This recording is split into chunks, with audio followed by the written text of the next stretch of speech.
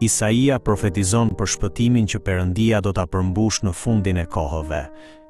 Në qiejt e rinj dhe në tokën e re, domethënë në mbretërinë e Perëndisë ku shpëtimi i Perëndisë është përmbushur, populli i Perëndisë gëzohet për shpëtimin që ai ka sjellë dhe këndon këngë lavdërimi. Kënga e tyre nuk është lavdërim për forcën apo meritat e tyre, por vetëm falënderim dhe lavdërim për shpëtimin që ka kryer Perëndia. Vargu 2 i përshkruan ata si një kom të drejtë që ruan besnikërinë. Ata janë njerëz që e mbajnë deri në fund besimin e tyre te Perëndia dhe jetojnë me besnikëri.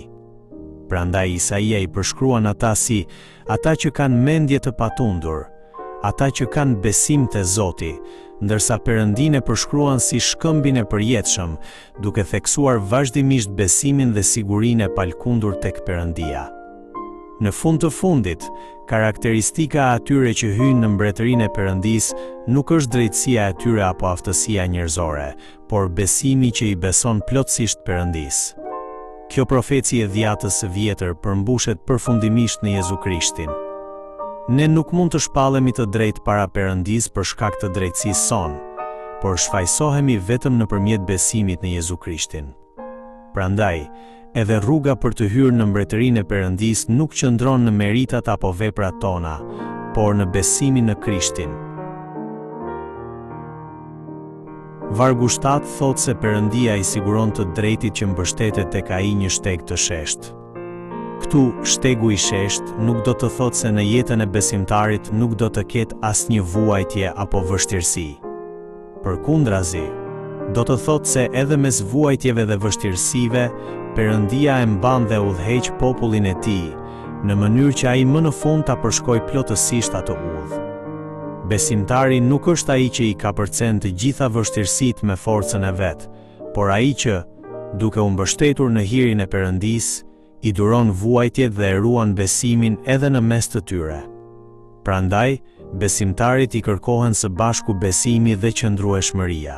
Besimi është të kapesh pas premtimeve të Perëndisë, ndërsa qëndrueshmëria është të presësh duke i besuar Perëndisë derisa ato premtime të përmbushen.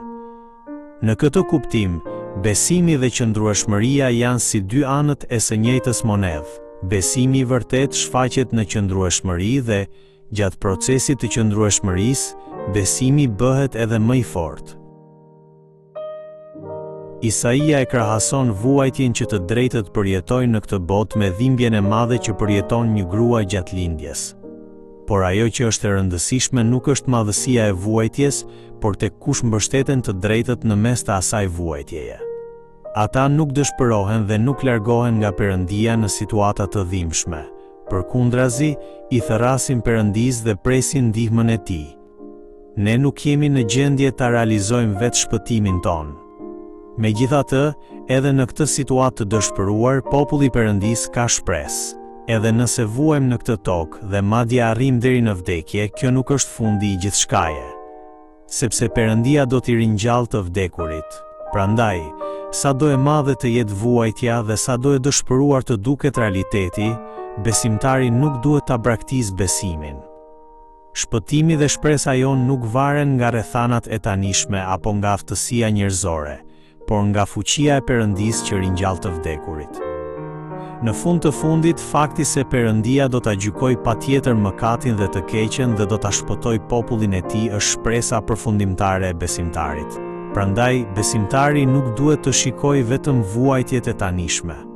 Ai duhet të shikojë drejt shpresës së ringjalljes dhe fitores përfundimtare të Perëndisë.